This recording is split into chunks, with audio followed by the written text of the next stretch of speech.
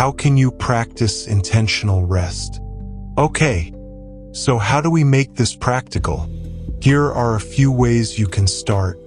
Schedule rest like an appointment. Don't wait for free time. Put it in your calendar. Guard it the way you would a meeting with your boss.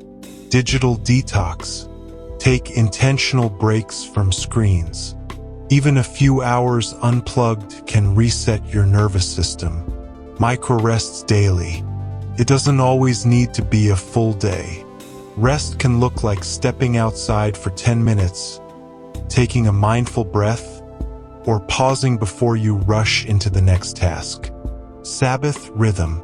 Set aside one day a week or even half a day to stop working, to delight, to worship, to enjoy. Rest as connection. Spend time with people who refresh your soul. Rest doesn't always mean being alone. It means engaging in what restores you. Rest your mind. Journal, meditate, pray.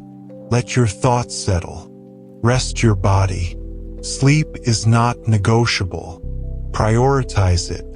Nourish your body with proper rhythms of movement and stillness.